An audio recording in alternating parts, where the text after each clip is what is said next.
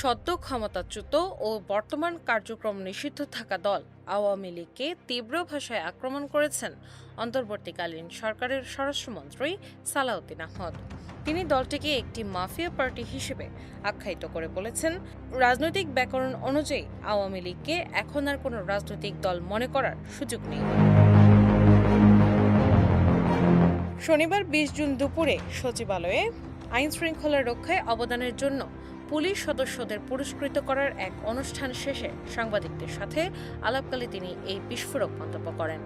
স্বরাষ্ট্রমন্ত্রী সাফ জানিয়ে দেন, রাজনৈতিক দলের প্রতিষ্ঠাবার্ষিকী এই উপলক্ষে পুলিশ হেডকোয়ার্টার সারা দেশের মাঠ পর্যায়ের কর্মকর্তাদের আবার বলেন তো, আগামী মঙ্গলবার একটি নিষিদ্ধ এখন ঠিক আছে দলের কার্যক্রম নিষিদ্ধ রাজনৈতিক দলের প্রতিষ্ঠাবার্ষিকী উপলক্ষে পুলিশকে মাঠ পর্যায়ে অ্যালার্ট করা হয়েছে।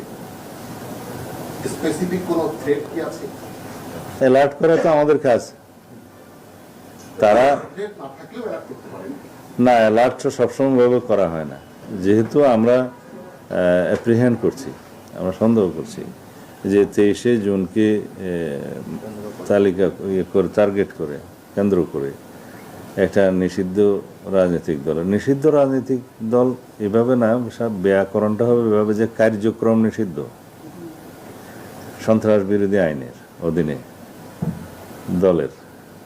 আমরা তো পলিটিক্যালি বলি যে it is no political party, এটা একটা মাফিয়া পার্টি। তো তারা বাংলাদেশে অশৃঙ্খলা অস্থিরতা সৃষ্টি করতে চাইবে। রাজনৈতিক অঙ্গনে আওয়ামী লীগ এখন শুধু একটি মাফিয়া চক্র হিসেবে চিহ্নিত। ফলে তাদের যে কোনো ধরনের অপতৎপরতা রুখে দিতে এবং জননিরাপত্তা নিশ্চিত করতে দেশের আইন শৃঙ্খলা রক্ষাকারী বাহিনী পুরোপুরি প্রস্তুত রয়েছে। প্রতিষ্ঠাবার্ষিকীর নামে কোনো ধরনের বিশৃঙ্খলা বরদাস্ত করা হবে না বলেও তিনি হুঁশিয়ারি দিয়েছেন। আগামী 23 জুন আওয়ামী লীগের প্রতিষ্ঠাবার্ষিকী কেন্দ্র করে রাজধানীতে কোনো ধরনের নিরাপত্তার শঙ্কা নেই বলে জানিয়েছেন ঢাকা মহানগর পুলিশের অতিরিক্ত কমিশনার AKM নজরুল ইসলাম। তবে এই দিনটিকে ঘিরে ডিএমপি সর্বোচ্চ সতর্ক অবস্থানে রয়েছে এবং নগরবাসীর নিরাপত্তা নিশ্চিত করতে নতুন পরিকল্পনা অনুযায়ী নিরাপত্তা চেকপোস্ট ও বিশেষ অপারেশন কার্যক্রম অব্যাহত রেখেছে। শুক্রবার সকালে ডিএমপি মিডিয়া সেন্টারে আয়োজিত এক সংবাদ সম্মেলনে তিনি এসব তথ্য জানান। দিনা ইসলাম, বাংলা বাজার পত্রিকা।